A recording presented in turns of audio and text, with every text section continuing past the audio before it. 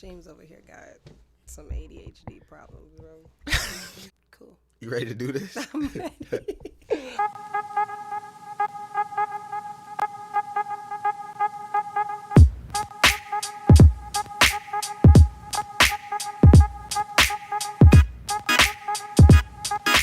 Wiggity, bliggity, straight from the. Oh. It's your boy Buji, and I'm back with another video. I'm back with the Keep It Buji podcast. I'm super excited for our special guest today. I got my homie, Day One, Sheila. Yes. I'm super excited because this topic is something that is near and dear to me.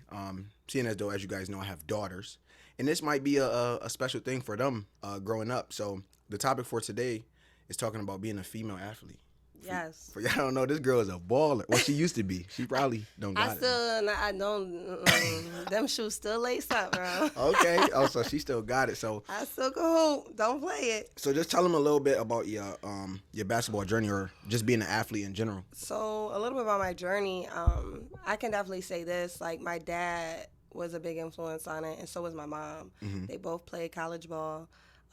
I used to go. I feel like this is every kid that played basketball in Rochester's story. Like, I used to watch my dad play up at Cobb's Hill with all the old heads, the OGs, and I just fell in love with it. So I did basketball from the time I was in like kindergarten. Dang.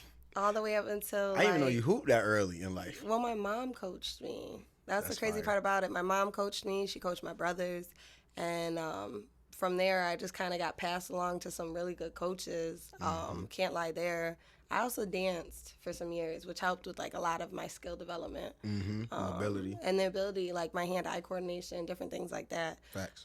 So that happened. I ended up in a phenomenal coach's hands in high school. I can't lie. Like Kevin Shepard. Okay, them BK girls is different. Yeah. I ain't gonna hold you. Top tier. I love Kev, and he helped me a lot with my IQ and my development there. So I did sign and competed at MCC. Got injured. It took me out. What injury was it? I tore every ligament in my leg, dislocated my kneecap. Dang. Jesus Christ. It was not fun. What was the situation? Like, it was like overtime thing, or it was a specific incident? It was an overtime thing. Like I had dislocated my kneecap before in my senior year during AAU season, and it just kind of, I did the rehab, and it just didn't do. Like, it just didn't do. The rehab and all that didn't do, and a lot of it is because of our build. Like, as females, we're really not built for this. Like, I'll be honest with you, we're not built for this. That's a fact, though. We just are stubborn and want to do what we want to do. Like, I'll be real with you. Like, all female athletes are not built to be athletes. Right. We're built to bear child, which is unfortunate. Yeah. It's a lot of wear and tear that goes onto the body. It is. And like you said, when you're at that top level, you put your body through a lot. You do. A whole lot. A lot of people don't understand the stress that you put on your body as an athlete, male or female. I know from the male perspective, so with the body structure that you guys have, I have ultimate respect for female athletes, for real. It's a lot you have to put in to build the muscles to adhere to all of that, like, honestly. So just like doing that to my body was just like being a 3-sport athlete. I did volleyball, basketball, ran track, I danced. So that's a lot on your knees. That's you feel OD. Me? So I put my body through a lot, and my senior year was just like, yeah, Sheila, like, tap out. Yeah. But I wasn't willing to. So I went to MCC and tried to compete, and I went to go for a dead ball, got on the floor, went to twist and turn and passed the ball off, and my teammate was on my leg, and when I turned, it popped my knee out and tore every ligament in my leg. That's insane. I don't even think I've heard that story before, so that's crazy. It was not fun. I was able to walk on it. Like, I mean, it was a lot of pain. It was a lot of pain, but like, I was able to walk on it. I tried to compete after that in practice, and it wasn't right. Yeah. And I knew it wasn't right, so I ended up having knee surgery the day before Thanksgiving in 2014. I know that. The day before Thanksgiving. And I was just like, all right, like, I'm going to heal quick. And they were like, nah, it's like 8-9 months recovery. And I was like, what? What do you mean? Like, I'm not going to be able to come back like all these other girls quick? They were like, oh, no, you have, like, complete, like, reconstruction. Like, dang. I've got, like, a knee replacement look on my knee. Like, it looks like I had, like, a knee replacement. I still have the screws in my leg. But, like, after that, I just was like mentally torn. Like basketball just felt like it was the end. Like I wasn't gonna see the court again, and I didn't for a while. But I wasn't done with it. Right. You know what I mean? So I was like, what can I do to stay in the sport that I love? So I stayed as a manager for the men's team for 3 years under Jerry Burns, which is also like a great person. Shout out to you. I was a sponge. I'm not gonna lie. I was a sponge when I was at MCC. And yeah, no, he taught me a lot: coaching, management, player game, personnel, all types of stuff. And I just soaked it all up. Right. And from there, I ended up at your alma mater. I had an opportunity to coach at School of the Arts. I loved it.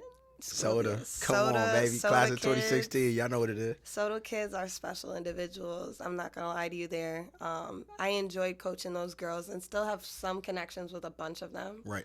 Which is really nice. Jasmine Logan. She was an 8th grader and played for me. Full circle. She ended up coming to Roberts Wesleyan this past year. Fire. Shout out to you. Which is crazy. Soda gang, you know what it is. Soda kids are special. And their parents, too. Like, there's sometimes I'm walking around and they be like, Coach Sheila. And I'm like, who is calling me? Yeah. Soda's like a real family vibe, too, though. It is. And, and to have those people still in your life is a blessing. So I definitely love that for me. But after Soda, I was like, you know, Kenor was there as the head varsity coach. That's my guy. And I was pregnant with my son, Jameson, who is going to be 5 this year. Dang. And he looked at me, we were on the bus, and he was like, Sheila, I got to tell you a secret. I was like, what's up? He was like, I'm going to be coaching at Bryan and Stratton, Rochester next year, and I'm looking for players. Do you want to play? And I'm like, I looked down at my stomach like, you trying to recruit me? I'm like 6 months pregnant. What you talking about? He was like, I mean, come on, like, you running up and down the court already, and you're 6 months pregnant. Like, I think you can do it. And he had so much faith in me. And he was like, man, you can do it. So I was like, all right, let me talk to my parents. Let me talk to my people. It's like, let me talk to my mom. Let me talk to my grandma, see what support I can get from everybody. Because at that time, I already had Evelyn. Right. And I was looking at Jameson now. And mind you, this would have been my second C-section coming. So I'm like, I don't know if I'm going to be able to play basketball like I used to. Yeah. So I definitely, like, went through that. And I was just like, can we do this? But I had signed my letter of intent May 16th. I had my son May 24th. Dang. And I was like, I'm going to get to it. Right? Facts. I was like asking all the doctors, like, when can I get on the court? When can I start playing basketball? When can I get to this ball thing? I need to do it. Like, I need to get this out of me. And they were like, you got to wait like 2.5 months at least. Like, Sheila, you got to. And I was like, all right. So May, June, July. I'm like, all right, July's pushing it because basketball's going to start. Like, we going to be in school in August. So I'm like, all right, well, when I feel comfortable to start working, I'm going to start working. So I went right to it in like July. I was like July. It was like early July. So like end of June, beginning of July. March, April, May, June. Yeah, end of June, beginning of July, I started working. And I was like, yeah. Like, got it. I got this. And she had it too. I was there. She had it for sure. I played, I want to say my first year, freshman year. Ew, that was weird. I was like pretty much like the 3rd oldest on the team and I was a freshman. Right. I played a good like 40 minutes almost every game. I played almost every game, all game. She's not lying.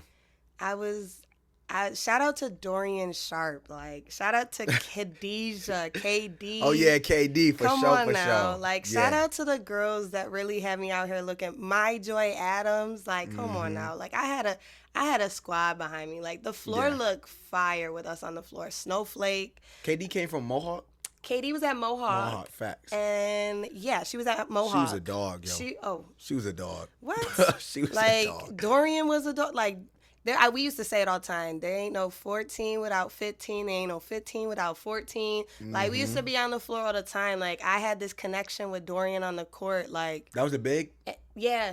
She was like a shooting guard. She was a 3/4. Like, she could do everything. And even, like, Mook was at Gates Chili. She's a Gates Chili alum. Mook on the floor. Like, the girl could, like, clear the boards. Like, she was the putback queen. Yeah. Like, I ain't gonna hold you. She cleaned that thing up. But like That's that team fire. was tough. Yeah, heck yeah. That team was tough, and we ended up being the number 1 defensive team in our conference. Mm-hmm. And we came in ranked number 3 in the national tournament. And to be ranked number 3 at a first-time program, That's fire. That's What? literally fire. Yo, and the other thing about it, watching their games, it's difficult to watch certain female sports. Basketball is one of them. Because when girls play like girls, it's not, like, nobody wants to watch that. But these girls was playing like dudes, like real life dog. I'm not kidding y'all. So it's a special thing when you have girls that could play like that. that can hoop. And those typically be the ones that make it. The ones that you can't, like, they're a female out off the court. But when they on there, you think it's another dude. That's all I grew up playing against. Was Yeah. guys. Like, And your brothers, they all. Jason, what I I'm grew saying? up, like, the funny part about it is, like, I grew up playing against, like, the Antoine Anderson, Yes. Dante Carruthers, I can name a few. Jonathan Ivey trained me when I was in, like, 6th, 7th grade. So Speed hoop demon right there. and motivate. Yeah. Who feel me? Matt Jones with a hoop, what is it? Hoop strength? Hoop strength. Yeah. But it wasn't hoop strength at the time. Like, For why real? we go all the way back to when, like, he didn't have that. Like, you know what I'm Dang, saying? yeah. I was playing with, like, Chinoso and Thomas Bryant and, Shout out to you, oh my cuz. goodness, there's so many I could name. Like, those are the guys that we would scrimmage against Mm-hmm. in AAU with my AAU team. I don't know if you watched me play AAU. Nah, not AAU. Oh no, then you missed a great. You missed the best That was- AAU team in For real? Rochester. Yes. What team you play for? I played for the Rochester Warriors. I played for Rochester Warriors turned into the YMCA team is Rock Rev. Yes. We were like purple uniforms. Oh my goodness, I hated those purple uniforms. And then we changed into like the Rock Rev, but we're black, and it was like, all right, this looks slick. But Yeah. nah, on my team we had some That's- demons. Like, I ain't gonna hold you. That's fire. I ain't gonna lie. Freaking BK girls was crazy. The years I was, y'all went to States or something. Yeah, like we went to twice States or once? twice. Well, Come I ain't gonna on. hold you, yo. Like, That's I love crazy. my BK girls, but that legacy started with us. Like, Yeah, me, know what I'm Skylar, saying. Gosney Jones, Charisma Bryant, Yeah. Princella McCullough. Then it kind of slowed down a little bit. No funny, and then it picked back up. Like It picked what was back that? up. 17, like 15, I think. I think it was like 15, no, 14? it would have been. It slowed down on the 15, and it was like 16, 17. Right. Like we started getting like the Mariana Freeman, Sanaya. Sanaya at Syracuse, right? Sanaya's at Syracuse. Facts. Shout out to you, homie. Yeah, and like there's a lot of good ballers that came out of Bishop Kearney, but out of Section 5, period. Like, Yeah. let's talk about that. Like, a lot of girls that came out of Section 5, period. Man, shout out to Rochester Hoopers in general. For real. Female and men. Like, we Y'all got doing some y'all talent thing. here. Yeah, we got some talent here. And it's a small city. We got a lot of haters. But y'all just keep getting it. You know what I'm saying? For And real, I think for real. it's so good to see them out in the community too. Like, Yes. these athletes are not just athletes; they're community oriented, and I think that's so dope. Like, I say it to everybody. Like, I say it to parents all the time. The best thing you can do for your kid is expose them to the Yes. community, expose them to the things, the issues we have in our community, so they know, like, this is what we need to change. Facts. Because these athletes, like, they get out here and they do so much work, and I call it God's work. It is God's work, to be real with you. Like, out here just feeding the homeless, clothing the homeless. There's so many times I'm in my closet with my kids just putting stuff in buckets. Like, Yeah. what can I get rid of for kids that need it? Like shoes, clothes, And that's dope. jackets, all that type of stuff. And I just love that. That's a big portion of me too. That's dope. But yeah. So, what do you think are the biggest? We'll start with pros. What do you think are the biggest pros of being a female athlete? Biggest pros of being Yeah. a female athlete? I would say being fit. Like, I just love the fact that I've had 3 children and people look at me and be Well, yeah. like, what? 3 Nah, kids. you ain't had 3 kids. That's a fact. I'm like, yeah, I had 3 kids and 3 C-sections. I ain't got no stomach muscles. Ain't got no abs, but Right. that just being I was able to bounce back. You feel me? And I Mm-hmm. consistently am able to bounce back, which is good. And the mindset, like, Yeah. just the consistent mindset of, like, I'm not gonna give up. There's been plenty of times I wanted to, but like, You're not I'm an a athlete if you competitor. ain't had that mindset. I'm a competitor. Facts. Like, I gotta win. So, like, what's what? Like, I'm just that type of person. Don't Are say you- nothing. Do you take that into like regular life outside of that too? Like, I'm out here, like, recruiting. I'm like, all right, Dawn Stanley on this court. Let me see who I can pull. Yeah. You feel me? Like, that's Dawn. a fact. Like, though. I love you, Dawn, but I'm going to see if I can pull the same person you can pull. Like, that's just who I am. That's gangster. And, like, I think it's just my personality, too. Yeah. Like, being that competitor, but also being that type of person that's going to be transparent, like, and real. I think the other thing, too, about you being a recruiter, right, is that you have the background to back up, like, what you're talking about. Like, you got the resume, you got the accomplishments, you got the achievements, you got the people behind you. So that's what also definitely helped. Because I know if I had 2 recruiters come up to me and I got somebody that done been in the States, done played at the collegiate level, done met these people and balled with these people, and then I got somebody else that's just like, oh, I'm dressed nice, I'm coming to recruit you because I'm a part of this nice program. Right. I'm going to the one, you feel me? Because not only am I trying to go to a high level, I'm trying to get knowledge. Like you said, you got to be a sponge. I don't care what level you at.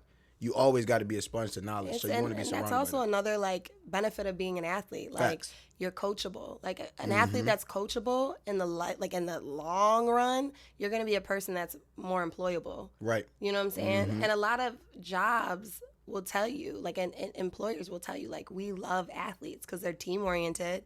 They're coachable, so they're willing to take input and apply it to their job. And I'm just like, yeah, that's me. Yeah. That's me. I'm gonna see the whole floor. Michael Jordan actually said that's the reason why he got recruited. He was like, it wasn't because I could jump or I was fast. He was like, because I was coachable. That makes a huge difference. A big difference. Like, I'm always like, when I'm recruiting, I'm sitting there watching everything. Like, and the funny part about it is sometimes people don't realize I'm out recruiting because I'll dress like this. Yeah. I won't wear my college stuff because I want to see what you're doing off the floor too. Like, are you not, like, you can be an athlete and be coachable, but what are you doing behind closed doors? Right. You know what I'm saying? That Like, can mess up your program. For real. That can mess up your life. Yeah, like, all that. Let's be real. Yeah, that's a fact. So it's just like to be able to watch that too, because like a lot of like, I don't know if you know Rodney Roberts. He's big. Yeah. He's big in this community as well for female sports. He has a program. He's running a program here, AAU program, Havoc New York. It's stationed out of Albany, but he's got a Rochester team, and those girls know when I'm recruiting, but other girls don't. Yeah. And they'll be like, looking like, oh, she knows that team. But then next thing you know, you see me with my big old fat like book that's got all the kids in the tournament in it, and they looking like, wait, is she a coach? Or right. Like, who is she? And then they get to asking questions. The girls are like, oh no, she coaches at a D2 college. Like that's who she is. And they like, oh wait, hold up. Like, let me get myself together. Exactly. Yeah, like get yourself together. Yeah, get yourself together, sis. Like, yeah. But because you never know who's watching, like, and that's in life. Period. Like, that's in life. Like, yes. I don't know about you, but like, there was times in my life where I was acting up, and I realized my mom's people was like that she knew was around, and they correct you, and you be like, oh, hold just up. don't tell my mama, please. Yeah. Don't tell my mama. And they come up to me like, ain't you Charlotta's son? I was like, oh, no. I got that. And that's a funny story though. I got that. So I'm coaching at Roberts. And I look nice. Like, I'm in my heels, got my little skirt, I call it my Kim Mulkey skirt because it's all sequenced and it's red and it look cute, right? And I'm walking around and this guy in the stand stops me. And it's like, hold up. He was like, Fat Daddy told me that you Liz's daughter. And I was like, yeah, that's me. Yeah. Why? What's up? He was like, I don't believe him. Liz don't dress like that. I was like, oh my God. I was like, nah. Like, my mom was a little tomboy in high school at Edison, but like, I ain't Liz, right? Yeah. So like, people will stop me and be like, you can't be Liz's daughter. Like, nah, I'm Liz's daughter. Like, I'm Liz's daughter. That's me. Like, thanks. That's a fact, though. So, and it was Sim's dad. And I didn't even know that Sim's dad knew my mom. Like, the full circle, like, you just don't know who know who. It's a small world, man. It is. The connections is ridiculous. It is. For real. So what do you think? So we did the pros. What do you think one of the biggest cons is, if you had to? If I had to say the biggest con in my life of being a female athlete would have been the fact that label, during my generation, the label of if you played sports, you was a lesbian. Yeah. That was it. Like, and I was like a tomboy when I was younger. Like, I like to dress like this, like, right? And people would be like, oh, yeah, she a tomboy, blah, blah, blah. And I'd be like, I'm not, but okay, cool, I get it. Yeah. And I had a deeper, like, my voice for a female is pretty deep, which is okay. Is it deeper than mine? No, I think we sound the same. I'm just... I'm messing with you, yo. Dang. Nah, like, I just have a naturally deep voice, and I'm just like... But I always thought that was weird, though, like... how clothes could define like what you are for real. Like not even just clothes, but just the sports you play. Like, yeah. They would say like, oh, if you're a basketball player, if you're a softball player, what was the other one? Basketball, softball, and I think it was like lacrosse. Like it was just like weird. Anything that had something to do with like some serious contact, you had to be it.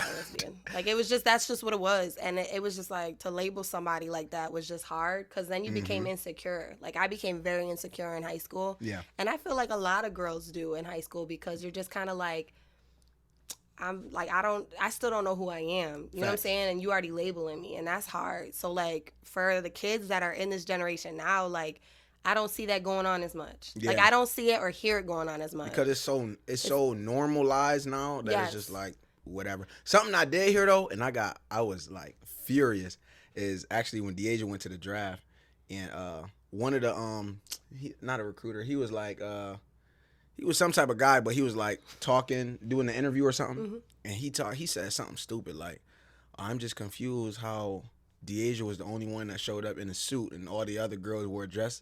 Cause I'll be real with you, like the suits are in. What you mean? I wear suits to my game. I ain't gonna hold you. Deja's suit was fire. Top tier. Mine was not. Like I don't, I wish crazy. I could pull something off like that. I can't. But like suits are fire. Bro. I'll be real with you. I'm not the dress kind of girl. When you see me in a dress, it's gotta be like a super big occasion. Like, you're not gonna see me in a dress. You might see me in a skirt. Like I wear a skirt, but it's gotta be like a Kim Mulkey skirt. Like, it's gotta be like a Kim Mulkey skirt. Right. But like other than that, like I'm always in the dress pants and a nice top. Like, right. You feel me? That's and there's me. nothing wrong with that. There's nothing wrong with it. It's just what you're comfortable with. Because I'll be real with you. When Deja went to prom. Yeah. When Deja went to prom, can we talk about that real quick? Shorty was a bomb. Yo, like, she was she fresh looked like with a it. dime piece. Like I was like, okay. She like, was definitely fresh. Had even her her senior pictures too. Yes. People so we like, huh? They was like, nah, so stop playing with these girls. We can do whatever we want. We can flip flop. Like we can do it both ways. Like, That's a it fact. don't matter. I can and put on the Jordans. That's the beauty of being a female I can as put well. on the heels. Like, exactly. I actually followed this Instagram page. It's like Beautiful Borders. No. Some of them can. Won't be me though. You stuck on them kicks. We got one way and that's it. That's how it should be. But we ain't gonna get on that. But I follow this Instagram page. It's called like Beautiful Ballers or something. Mm-hmm. And they always do them side by side pictures where them on the court, they look like they're playing basketball. Yeah. Step out after that, dress, heels, do whatever. You feel me? Right. Then they have another picture with them in some. Chill. You feel me? Some chill. And there's nothing wrong with that. Like this is everyday. life. This the everyday fit. I like the baggy jeans, my little, what's these called? Jesus slippers. Those are Crucifier ones. The one he do with threes. I love these. Those comfortable though. Look like they just just slide in, slide out. Don't ask questions like that. These ain't the real. You know what I'm saying? They ain't the real deal. It's okay. Target. Look at this. Target. Look at this. No, those are fire. Those are the Amazon 20s. You feel me? These Amazon 18s. The Glamazons. I be about comfort though, because at the end of the day, I'm an athlete as well. Like right now, I'm in semi-pro football season. Okay. I gotta take care of my body. I get massages every week. I'm about to get a chiropractor. All that style stuff, it runs out after a while when it comes down to being comfortable. Like people will go uncomfortable for the rest of their life to prove a point to somebody else to look good for the next person. Never. And my kids are always like, Mommy, I want Skechers. And my mom was always like, no. And then I looked at my mom, I said, go look that up real quick. Because Skechers is owned by Nike. Yes. Okay? Like, I don't think people know that. So you really paying for like people Nike. People used to get cooked for wearing New Balance. Now look, those are my favorite shoes. Yo, them Johns and they fire. Oh my God, I just bought my baby some New Balances, the little pink joint. I don't even know what kinds they are. I was just like, these cute. I'm getting these. That's it. I don't really care. Like, listen, and as long as they like it, that's all that matters. So also as an athlete, man, stop going with just what look good and what's in style. Get what's for you. Like if you a runner, stop. Actually, I had these Nike runners that I had since I was in the military. I used to run them, and I'm still having back problems. Man, I'll be wearing what's they called now? Oh my God, I forgot. But my homegirl, she's white, and she was wearing them, and she be cruising comfortable. I have to go with comfortable. You gotta get it. I can't. Like, It's all about occasionally style. my coworkers at Roberts will be like, "Oh, you look at those shoes. Your heels are cute." Blah blah blah. I'll be like, "Thanks," but then the next day I'm in these joints. Like, Yes. these comfortable. We got to talk about it because I think I need them. These are look. You ain't the only one. I see guys out here wearing. That's these. what I'm saying. I need me a pair. That's my style right there. They're so comfortable. If I show my mom, she'd be like, "Yes, that's him." That like these are so comfortable. I love these shoes. That's a fact. But nah, that's me. I mean, where do you see sports in your future? Like, what's sports in my future? I would have to say, like, right now I'm working on me. Like, I'm trying to get my bachelor's degree, finish my bachelor's degree, and then on to my master's. Are you doing that at Roberts too? I'm gonna be doing that at Roberts. Facts. Not this semester, but the spring semester. Okay. And with that, you need a degree in order to be a coach. I don't think real? anybody knows that. To be a head coach. Oh, to be an okay. assistant coach, not so much, but to be a head coach, you definitely need a degree. And so I was like, you know what? Say less. Like, say less. So Yeah. I have the skill, I have the mindset, I have the IQ. I can pull the players. Facts? Like I said, I told you as we was walking in, like, I just pulled 2 girls from Spain. Not, you know what I'm saying? Like, and I look at the local girls all the time, but all the girls in Rochester are always like, I want to get out, I want to get away from home, blah blah blah. But they don't realize what's right in their backyard. You feel me? 100%. So it's just like the trials of trying to get players here to Roberts. It can be hard sometimes. Yeah, it is heck a yeah. struggle. It is a Christian university, a Free Methodist university. So it's like it's hard sometimes because people ain't used to that. But once you get on campus, it's open. So for me, I want to become a head coach. I wanna get to that point. I want to get to that point on the men's side as well because I have coached women's and men's. Yeah. So that's like a benefit for me as well. But I see myself hopefully at the D1 level, possibly an assistant at the pro level. No, I haven't played Division I basketball. No, I haven't played D2 basketball, but I have played D2 teams. Right. At the USCAA level. And that was because of the kids I had on my team. You know what I'm saying? We were all D2 level players Right. that just needed a second opportunity. So we played all those tough teams, and we won a lot of good games. Yeah, actually, no funny. Y'all had some people that I felt could have. This is my thing about Division I, Division II, Division III. It ain't no difference. It's no just difference a but the stage. change of pace in the stage. Yeah, that's it. That's literally it. And my thing is there's a lot of D1 players that are sitting on benches Yes. and want a bigger. They want more. What's the word I'm looking for? They want more on their plate. Like they want to have to do more rather than just be the background noise. Right. That's when you go D2. 100%. Because you are going to play a good amount of the game coming from a D1 program to a D2 program. Mm-hmm. And even from a D2 to a D3. You're going to get more opportunity to be on the floor. Facts. But it's just like, it's up to you what you want.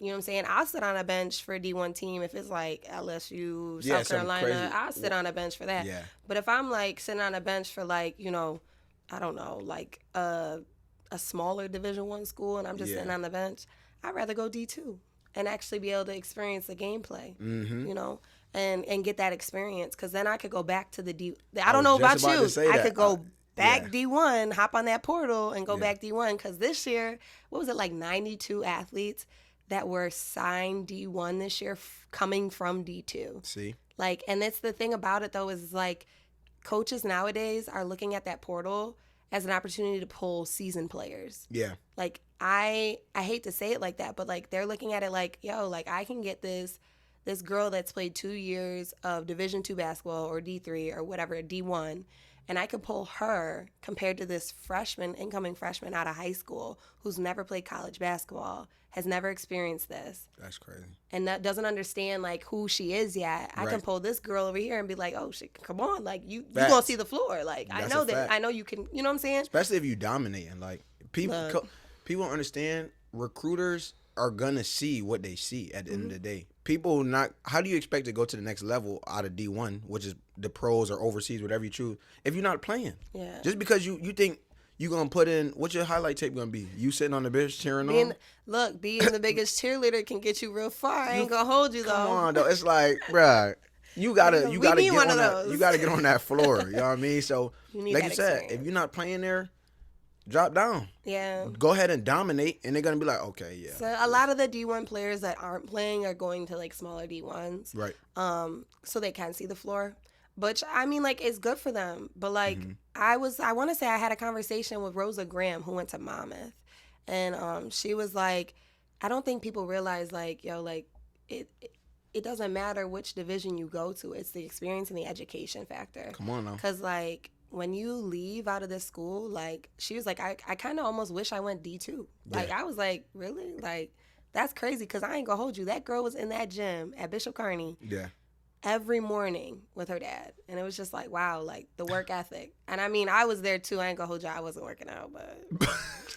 But I would be there early. I was there. I was watching. I was like, well, damn, that looks like a good workout. But at the end of the day, it was just like, yo, like, it's what you put in. It's what you're going to get out. Like, let's be real. What you put into your entire surroundings, whether it be basketball, football, soccer, lacrosse, softball, swimming, volleyball. 100%. I mean, dance, cheerleading. It don't matter what sport, what activity you do. Work. You got to put in the work. And you'll reap everything that you've sown. So I'm about to start this new thing for y'all.